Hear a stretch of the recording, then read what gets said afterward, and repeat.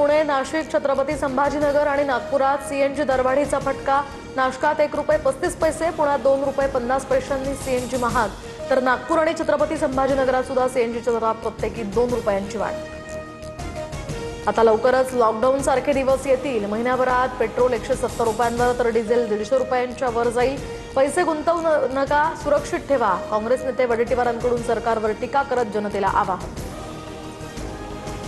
राज्य सरकारनं वॅट आणि सरचार्ज रद्द केल्यास इंधनाचे दर कमी होऊ शकतात। वाहतूक, शेती आणि उद्योग क्षेत्राला सुद्धा मोठा दिलासा मिळेल।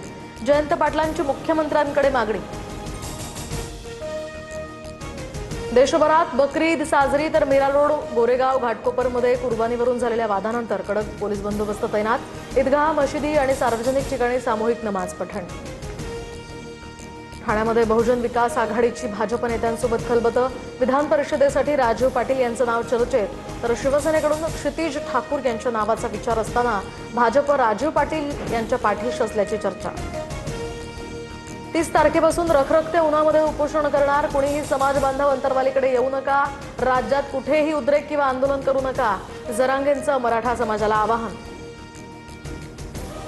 राधाकृष्ण विखे पाटील आणि प्रसाद लाड उद्या जरांगेंना भेटणार। मराठा समाजाला न्याय मिळवून देणारे अपेक्षित उत्तर मनोज जरांगेंना मिळेल, प्रसाद लाड यांचं आश्वासन। नीट पेपरफुटी प्रकरणी केंद्र सरकार मोठ्या कारवाईच्या तयारीत। संरक्षण मंत्री राजनाथ सिंह यांच्या निवासस्थानी उच्चस्तरीय बैठक। केंद्रीय शिक्षण मंत्री धर्मेंद्र प्रधान यांच्यासह एनटीएचे महासंचालक या बैठकीला हजर।